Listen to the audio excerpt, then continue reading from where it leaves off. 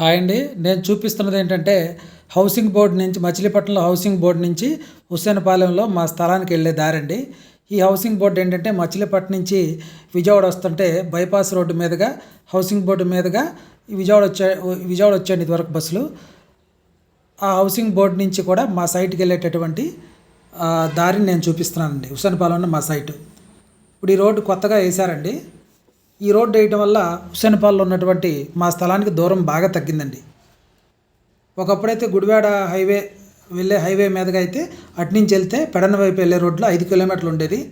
ఈ రోడ్డు వేయటం వల్ల 4 కిలోమీటర్ల నుంచి 3.5 కిలోమీటర్లో మచిలీపట్నం వచ్చేయచ్చండి స్పీడ్గా. బైక్ మీద అయితే కనుక 10 నిమిషాల లోపు బందర్ నుంచి మా సైట్కి రావచ్చు. ఆ వెహికల్స్ కనపడుతుంది చూసారా, అది కొత్తగా వేసినటువంటి ఒంగోలు కత్తిపూడి హైవే అండి. అది ఇందాక వచ్చింది. అది ఆ హైవే దాటి ఆ హైవే నుంచి మాకేంటంటే 1 కిలోమీటర్ లోపు ఉంటుందండి.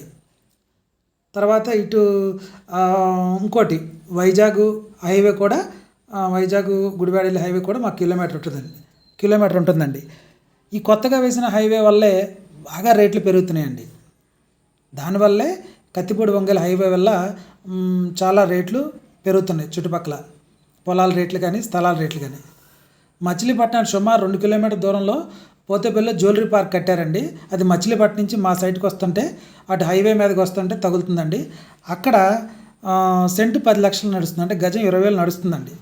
అంటే ఆ ప్రైస్కి తొందరలో మా ఊరిలో హుస్సేన్పాలెంలో ఉన్న సైటు కూడా ఆ ప్రైస్కి తొందరలో వెళ్ళేటటువంటి అవకాశం ఉంది. అంటే మంచి ఇన్వెస్ట్మెంట్ ప్లేస్ అండి ఇది.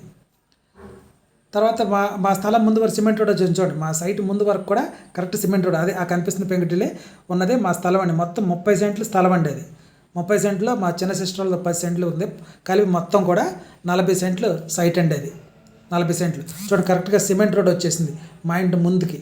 అంటే మచిలీపట్నం నుంచి మా ఇంటి ముందు వరకు కూడా సిమెంట్ రోడ్ వచ్చేసిందండి. అది సైట్ని అలా ఉంచాం. అంటే పెంకుటిల్లు ఉంది, అదేంటి మా ఫాదర్కి సెంటిమెంట్ అండి పెద్దది, అందువల్ల దాన్ని అలా ఉంచాము. అది మొత్తం మీద ఏదన్నా కన్స్ట్రక్షన్ డెవలప్మెంట్ ఆలోచన చేస్తామండి. లేదా ఎవరైనా ఇన్వెస్టర్ ఇంట్రెస్ట్గా ముందుకు వస్తే దాని గురించి ఆలోచన చేస్తామండి. అయితే ఇప్పుడు ఏంటంటే ఇది హుస్సేన్పాలెం వెనక ఒక చిట్టిపాలెం ఉందండి. ఆ చిట్టిపాలెంలోనే సెంట్ 5 లక్షలు, అంటే గజం 10,000 నడుస్తుందండి. అంటే ఆ ప్రైస్ దాటేస్తుందండి. ఇక్కడ ఇన్వెస్ట్ చేసిన వాళ్ళకి ఏంటంటే చాలా తొందరలో మంచి రిటర్న్స్ వచ్చేటటువంటి అవకాశం ఉందండి. ఇక్కడ చాలా మంచి ఇన్వెస్ట్ చేసేటటువంటి సైట్ ఇది. నేను మచిలీపట్నంలో పోర్టు పనులు జరుగు ప్రదేశం అని ఒక వీడియో పెట్టానండి. అది చూస్తే కనుక అంటే సముద్రంలో వారధిలా కట్టారు.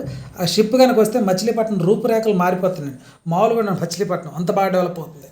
అంటే తెలంగాణకి ఆంధ్రప్రదేశ్ గవర్నమెంట్కి కూడా ఈ ఓన్లీ మచిలీపట్నం దగ్గర ఉన్నటువంటి పోర్ట్ అండి చాలా తొందరగా పెరిగేటటువంటి అవకాశాలు ఉందండి ఫ్యూచర్లో. హైవే వల్ల, ఈ పోర్టు వల్ల రాబోయే రోజుల్లో మచిలీపట్నం అనేది చాలా బాగా డెవలప్ అవుతుందండి.